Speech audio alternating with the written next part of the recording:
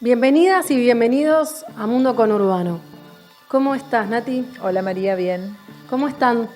Bueno, Mundo Conurbano vas a encontrar todo lo que tiene que ver con un territorio que nuclea a 11 millones de habitantes, es decir, un cuarto de la población de todo el país.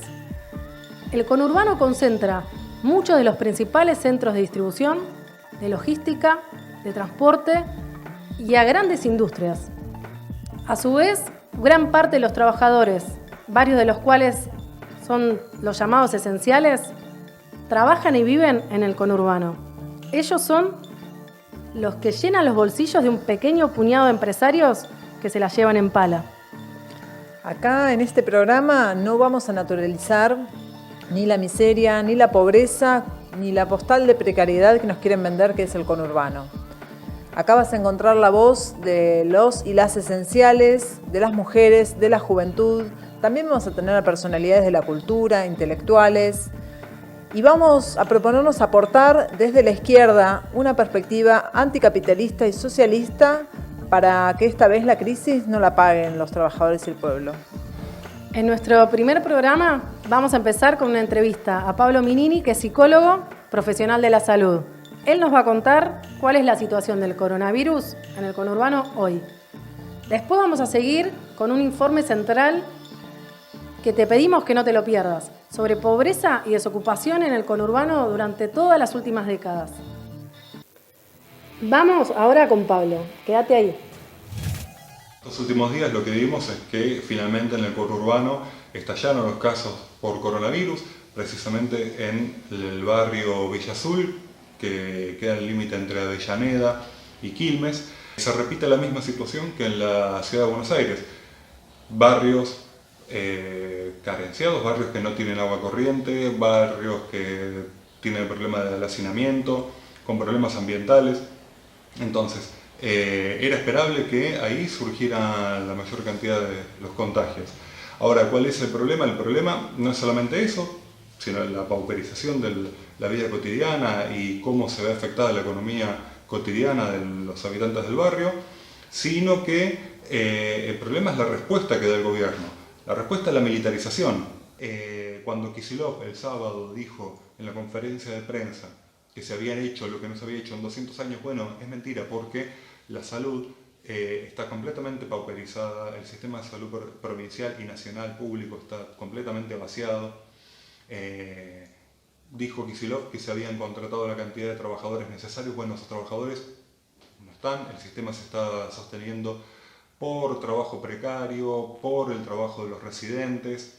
Entonces, hay una serie de cuestiones que tenemos que considerar. La salud no es solamente el hospital, sino que es todo el sistema sanitario, el sistema ambiental, las condiciones de vida de los trabajadores. Eso también tiene que ver con el sistema de salud.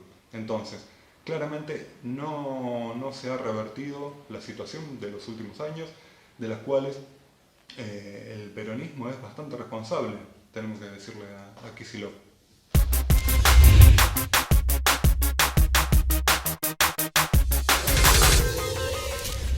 La Organización Mundial de la Salud declaró estos días que América Latina es el epicentro de la crisis a nivel mundial. Y en nuestro país el conurbano reúne las características para ser el candidato perfecto para concentrar la crisis sanitaria, económica y social, empezando por el hacinamiento habitacional. Y estos días vimos cómo Kicillof y Larreta se peleaban para ver quién era responsable de que se hayan quintuplicado los casos en el AMBA. Sin embargo, después los vimos a los dos sentados con Alberto Fernández, un falso armisticio. En Villa Azul, en la zona sur, entre Quilmes y Avellaneda, vimos estos días cómo proliferaron los contagios. La respuesta del gobierno no fue hacer testeos masivos, ni un IFE o un subsidio de 30.000 pesos para todos los que necesiten, que por supuesto implica tocar los intereses de los grandes empresarios y banqueros, cosa que el gobierno hasta acá no hizo. No fue tampoco la puesta en marcha de un plan de infraestructura para resolver el problema de la vivienda, que en el conurbano el 18% de los hogares son viviendas precarias, un cuarto no cuenta con agua potable y 40% de los hogares no tienen ni gas natural ni cloacas. Alberto Fernández y Kicillof anunciaron un plan de obras públicas para la provincia, donde pretenden crear 8.700 puestos de trabajo. Una cargada. Hay 5 millones de pobres en la provincia y alrededor del 11% al principio de este año estaban sin trabajo. Para los pobres y trabajadores, bolsones de miseria, y para los grandes empresarios y sojeros, subsidios millonarios. Techín, Clarín, FATE recibieron subsidios de 33.000 pesos por trabajador para pagar salarios. ¿Alguien cree que no pueden pagar esos salarios con las fortunas que tienen? Mientras tanto, a los trabajadores que no tienen ingresos, como en Villa Azul, tienen un subsidio de 10.000 pesos. ¿Por qué no vive Grindetti, Ferraresi, Espinosa con esos 10.000 pesos? Axel Kicillof volvió a cargar contra María Eugenia Vidal hablando de tierra arrasada. Vidal dejó una provincia endeudada, profundizó la pobreza, la desocupación, la miseria. Pero ese trabajo no lo hizo sola, contó con la ayuda inestimable del masismo y varios sectores del peronismo. Ahora vamos a ver un informe que muestra que el hundimiento de la provincia de Buenos Aires no es solo obra de los últimos años, sino que viene de décadas y décadas de gobiernos peronistas. Según los datos obtenidos del Centro de Estudios de Población, Empleo y Desarrollo de la UBA, en el año 1974, la pobreza en el Gran Buenos Aires era de 4,6%. Esta información es importante para comparar las siguientes décadas. Luego del golpe genocida, veamos qué pasó en el conurbano, en el periodo de 1983 al 2003, a partir de los datos del Observatorio Social de la UCA para los índices de pobreza y del INDEC para los índices de desocupación. En el año 83 se llegó a un 21% de pobreza y un 4,2% de desocupación. El primer pico se dará con la crisis de la hiperinflación del 89. Con Cafiero gobernando la provincia, se superó el 55% de pobreza. Hubo una pérdida salarial del 35% y una desocupación del 8,3%. Esto generó un levantamiento de los pobres contra el hambre, que terminó con 14 muertos por la represión estatal. Así, entramos a la década del 90 con políticas neoliberales en todo el mundo, que en Argentina las llevó adelante el gobierno peronista de Menem, con la seguidilla de Cafiero y Duhalde como gobernadores de Buenos Aires. Privatizaciones, pérdidas de puestos de trabajo y leyes de flexibilización laboral. Aparecen los llamados contratos basura, que se mantienen hasta hoy. Avanza el trabajo no registrado y limitan el derecho a huelga.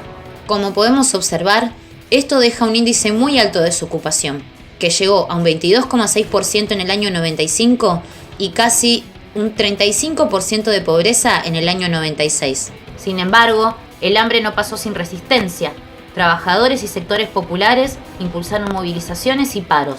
Además, desde el Estado, a través de un fondo millonario destinado a la ayuda económica en el conurbano, contuvo la bronca que generaba la pobreza.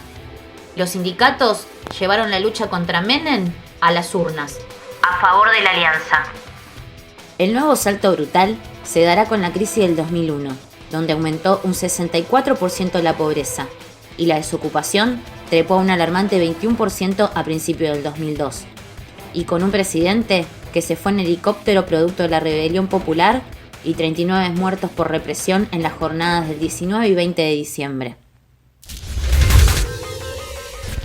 Bueno, un dato fuerte, ¿no? O sea, como en el Gran Buenos Aires, en el 74, había un 4,6% de pobreza y eso termina en el 2002 con un 55% de pobreza y un 22% de desocupación. Brutal el periodo.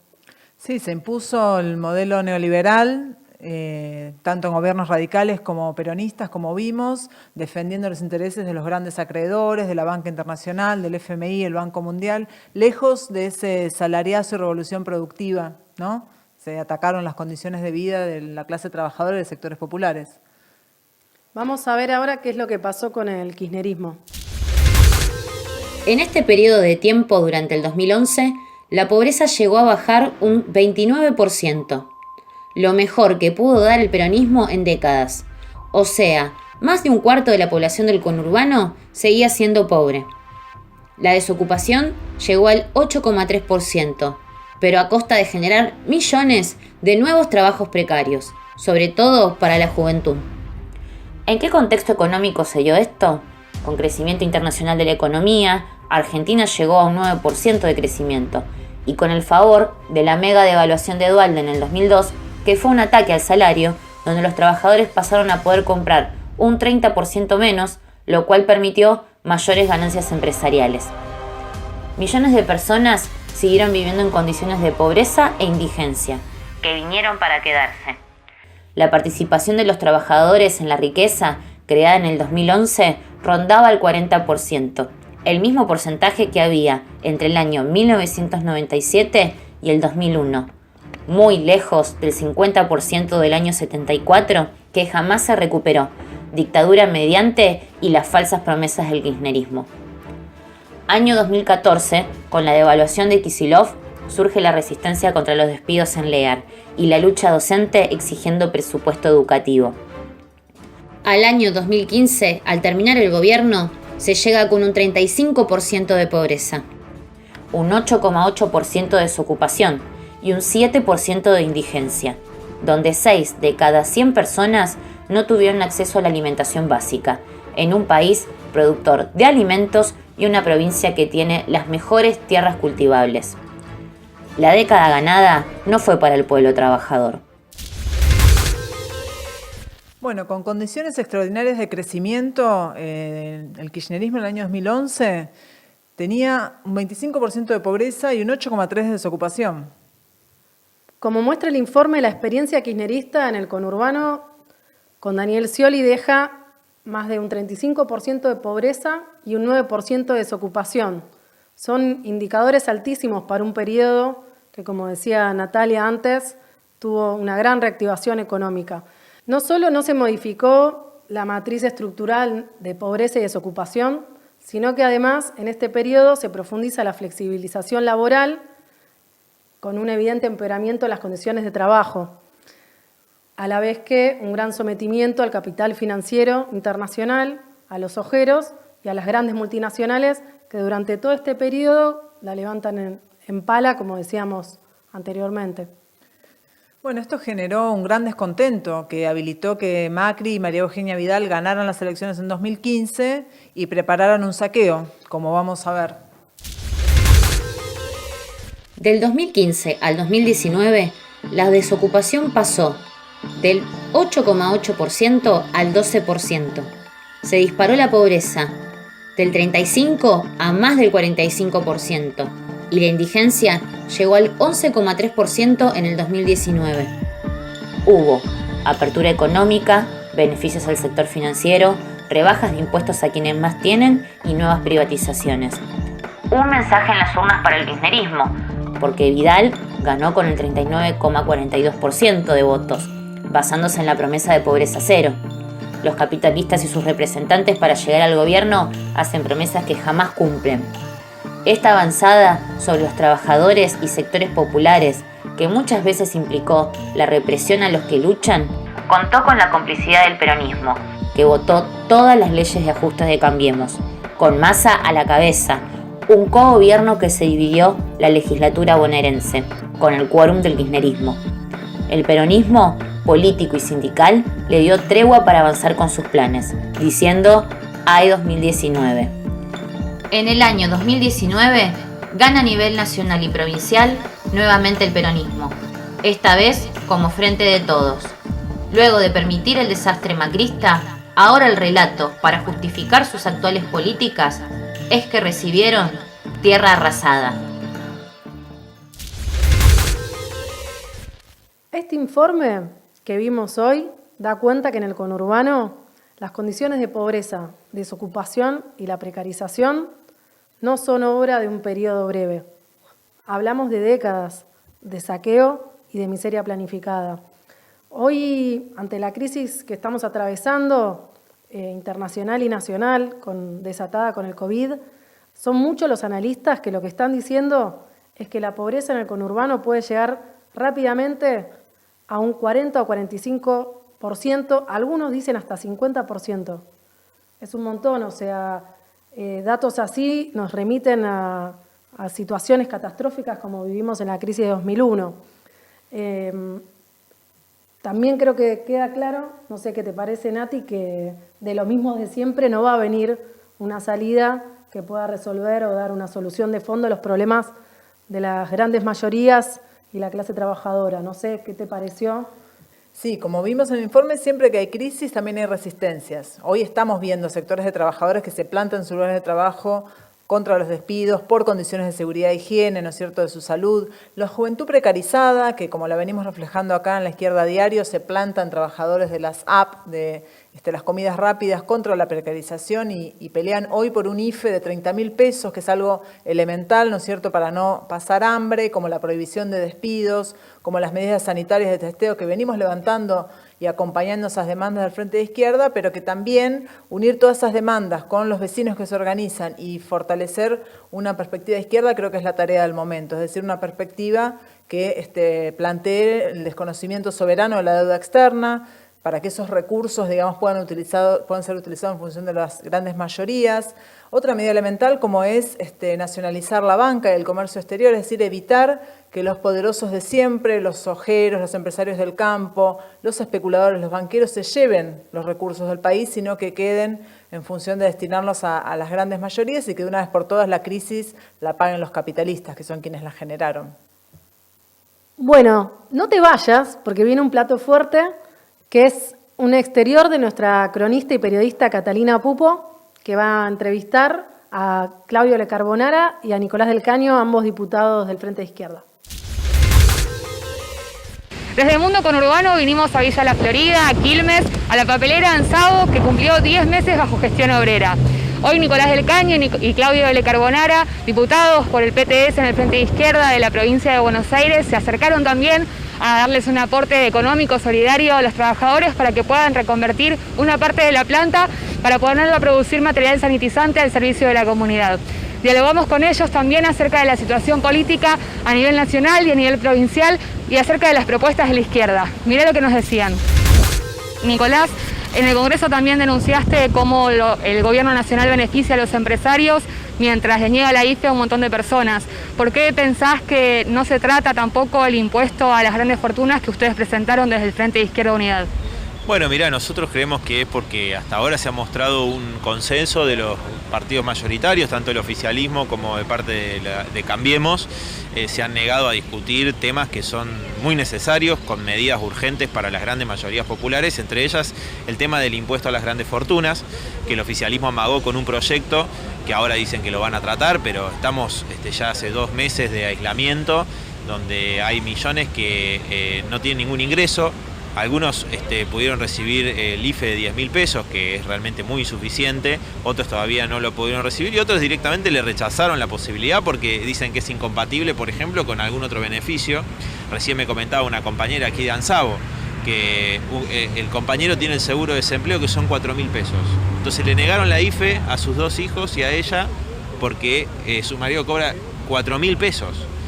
¿Cómo puede ser? ¿Quién puede vivir con 4.000 pesos? ¿No? Y que no puedas tener la IFE más de una persona en el grupo familiar. Realmente es completamente inaceptable mientras se le está dando estos beneficios a las grandes patronales, que no se discuta este impuesto. Nosotros el proyecto que presentamos apunta a cobrar un impuesto a las 15.000 personas más ricas de la Argentina, a la ganancia de los bancos, a las altas rentas de las empresas, y con esos recursos otorgar un salario de cuarentena o IFE de 30.000 pesos a todos aquellos trabajadores y trabajadoras que no tienen ingresos, porque son informales, porque son cuentapropistas, etcétera, y también para poder multiplicar el presupuesto de salud de emergencia para combatir el COVID-19. Esas son asignaciones específicas que planteamos en el proyecto. Bueno, vamos a seguir insistiendo. Sabemos que hay una fuerte oposición, por supuesto, de parte de Cambiemos, y el oficialismo, bueno, tiene estas idas y vueltas con un proyecto que es para recaudar mucho menos dinero, ¿no? Fíjate que con todos los beneficios que les han dado, yo creo que cuando traten, si es que tratan este proyecto, va a ser un vuelto realmente. Bueno, muchas gracias. No, gracias. Claudio, recientemente asumiste la banca del Frente de Izquierda Unidad en la provincia. Queremos saber cuál es tu opinión acerca de la política de Axel Kicillof con respecto a la crisis desatada por la pandemia y la situación de los trabajadores, y también cuáles son las iniciativas que van a presentar desde la banca. Bueno, la política es muy similar, por no decir la misma que vemos en el gobierno nacional, en el gobierno de la ciudad, en realidad en todos los gobiernos. Es tratar de favorecer todo lo posible a los grandes intereses concentrados, a las patronales, a las multinacionales, y no a quienes realmente somos las víctimas de esta crisis que no generamos, que genera el propio capitalismo, que somos los trabajadores y el pueblo pobre en los barrios. Vemos con mucha preocupación, primero, que se cerraron durante casi 2 meses las diferentes legislaturas, el Congreso, cuando se necesitaba discutir medidas para darle respuesta inmediata a las necesidades de la inmensa mayoría, insisto, los trabajadores y nuestros compañeros en los barrios. Después, gobernando por decreto, y la mayoría de esas medidas no tenían que ver con las respuestas que necesitábamos, sino más bien con mantener la economía de alguna manera funcionando, lo que ellos interpretan como eso, poner plata en el bolsillo de las patronales, sino para darle de comer a la cantidad enorme de trabajadores, trabajadoras, niños, niñas y jubilados en cada uno de los barrios del país. Nosotros hemos impulsado desde el primer momento que se debería sesionar. Miles, millones de trabajadores seguíamos yendo a nuestros lugares de trabajo, muchas veces arriesgando nuestras vidas por la falta de medidas de seguridad sanitaria, de protección, de barbijos, de alcohol en gel. No podía ser que en un lugar como son, en este caso, la legislatura de la provincia de Buenos Aires, teniendo todas las medidas de seguridad que tiene, no trabajara, no se pusiera al servicio de darle respuesta a esas necesidades que todavía no tienen respuesta. Hace 2 semanas que empezaron a sesionar, la verdad que ninguna de las cuestiones que se trataron tienen que ver con eso. Nosotros hemos presentado varios proyectos, por ejemplo, planteando que debe haber un salario de emergencia de 30.000 pesos para cada una y cada uno de los trabajadores que necesitan, que no tienen ingresos, o la centralización del sistema de salud para ponerlo al servicio de las necesidades del pueblo trabajador, y sin embargo no nos han permitido ni siquiera presentarlo sobre tablas para discutir su aplicación, sino que más bien lo que hicieron fue plantear un beneplácito a la negociación que está llevando el gobernador de la provincia de Buenos Aires para pagarle a los buitres, para pagarle a los especuladores, y además reafirmar ese gobierno por decreto, reafirmando todos los decretos anteriores. La verdad que la preocupación que nosotros vemos es esa, que hay millones y millones de trabajadores en la provincia y también en todo el país que necesitan una respuesta inmediata porque no tienen ingresos, porque no tienen forma de darle de comer a sus hijos, porque no tienen acceso a la salud, porque no tienen acceso a la vivienda, porque no tienen acceso a las mínimas condiciones para poder lavarse las manos. Nos dicen quédate en casa, millones de bonaerenses no tienen agua potable en sus casas, y mientras tanto el gobierno lo único que se preocupa es por subsidiar a las grandes patronales como Techin, como Clarín, Mercedes-Benz, Volkswagen, McDonald's y tantas otras, y no en poner, insisto, la prioridad donde corresponde, que es en las necesidades de la inmensa mayoría del pueblo, que es el pueblo trabajador. Muchas gracias. Bueno, ya los vamos a tener en el piso a Nicolás del Caño y a Claudio de la Carbonara para charlar más tranquilos con ellos. Sí, y por último, para terminar este primer programa de Mundo Conurbano, lo que te prometimos al inicio, un identikit sobre un personaje nefasto, el ministro de Seguridad de la provincia de Buenos Aires, Sergio Berni. ¿Quién es Sergio Berni? ¿Vos cómo te defines? ¿Estás a la derecha o a la izquierda? A la derecha. A la derecha. Hagamos un repaso por la trayectoria de quien el Frente de Todos puso a cargo de las fuerzas de seguridad de la provincia de Buenos Aires. Sergio Berni es médico cirujano. Realizó su residencia en el Ejército Argentino, donde llegó a ser teniente coronel y se retiró recién en el 2016. En la Semana Santa de 1987 fue parte del levantamiento militar Cara Pintada que llevaron adelante los genocidas para conseguir mayor impunidad. Berni protagonizó este nefasto episodio de la historia argentina desde el regimiento de Rospentec, en Santa Cruz. Fue en aquella provincia donde se acercó al entonces gobernador Néstor Kirchner y empezó la profunda relación con el kirchnerismo que dura hasta la actualidad. Con la vicepresidenta hace 32 años que trabajo. Sigue siendo la jefa de mi espacio político. En 1990 fue nombrado como director del hospital de 28 de noviembre, cercano a Río Turbio.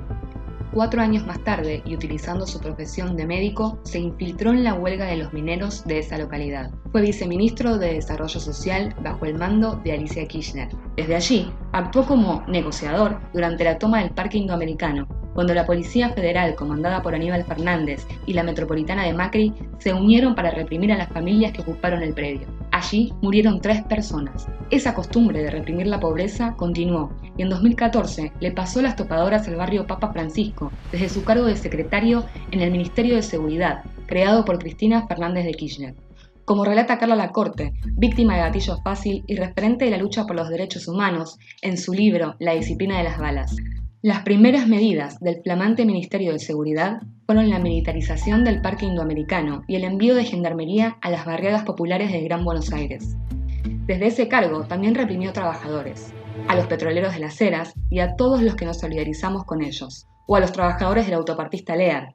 Para armar causas truchas, infiltró al coronel retirado del ejército Roberto Galeano, el mismo día que creó el nefasto gendarme Carancho. En aquella lucha, reprimió 17 veces a quienes defendían sus puestos de trabajo y a quienes se solidarizaron, como la nieta recuperada Victoria Moyano o el diputado nacional del FIT Nicolás del Caño. En 2015 dejó los cargos ejecutivos, pero no la mano dura. La función de la policía es reprimir. Mientras el gobierno macrista ajustaba a las mayorías trabajadoras, apoyó la doctrina Chocobar defendiendo el accionar represivo. Y hasta se dio el lujo de correr por derecha a Patricia Bullrich. Tenés coincidencias con el gobierno de Cambiemos y no con el kirchnerismo. El gobierno de Cambiemos tiene coincidencia conmigo. Yo fui el que puso en la discusión pública el uso de las pistolas Taser, la deportación de los extranjeros que delinquen. En el gobierno de Alberto Fernández, asumió como secretario de Seguridad de la provincia de Buenos Aires, nombrado por Axel Kicillof, e inauguró la cuarentena con un discurso envalentonando a la bonaerense. En esta fuerza no hay lugar para aquellos que especulen, no hay lugar para los tibios. Esa policía reprimió duramente a los trabajadores del frigorífico Penta, en Quilmes. Claudio de Carbonara, diputado provincial por el PTS en el Frente de Izquierda Unidad, realizó un pedido de interpelación al ministro en la legislatura provincial para que dé explicaciones acerca del brutal operativo, pero fue cajoneado. Se convirtió en el vocero, dentro del Frente de Todos, de las fake news promovidas por la derecha sobre la liberación masiva de presos, ninguneando los reclamos de los organismos de derechos humanos. Bernie no es una manzana podrida, es parte de un gobierno que conscientemente le da el poder de apretar el gatillo en el conurbano, donde la crisis sanitaria, social y económica frente a la pandemia se profundiza. En el escenario bonaerense que se viene, ya sabemos cuál será su rol.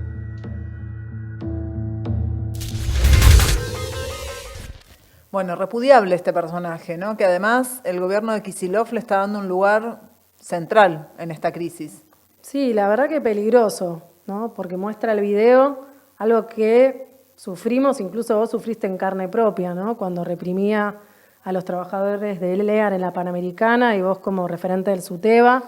Incluso yo también como docente, padecimos junto a muchos de los compañeros que participan de la Izquierda Diario Multimedios y de otras organizaciones, las balas de goma, los gases, así que nuestro repudio total a Sergio Berni.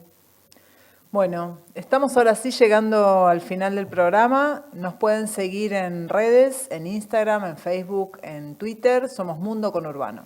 Bueno, y nos vamos escuchando una banda. Vamos a hacer esto cada programa.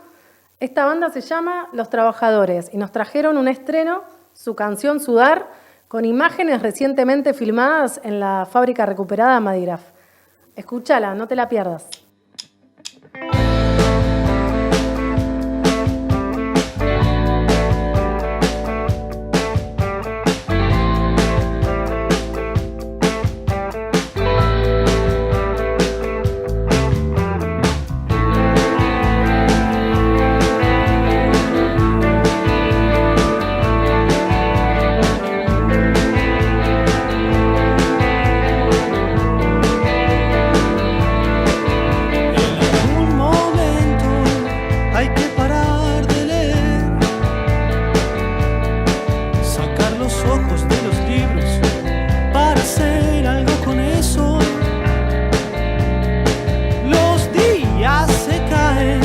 Siempre si no se apuntalan al sol y al trabajo de toda una mañana. Hay que poner bien firme el cuerpo, entrar la arena y el cemento, porque se viene la lluvia, no hay tiempo de relajar. Alguien tiene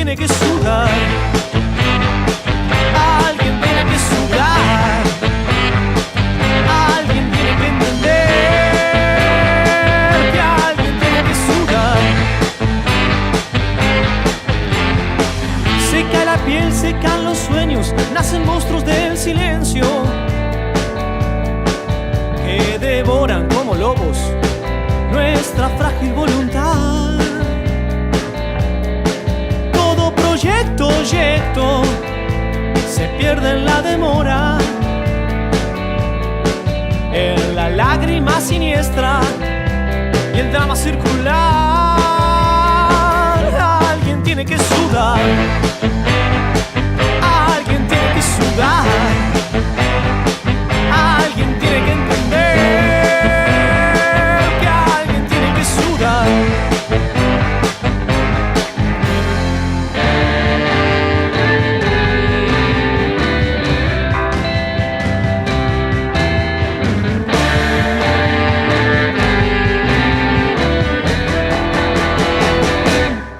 Todo proyecto se pierde en la demora, en la lágrima siniestra y el drama circular. Perdón que te lo diga, pero a esta altura está mucho más que claro que alguien tiene que sudar. Tiene que sudar.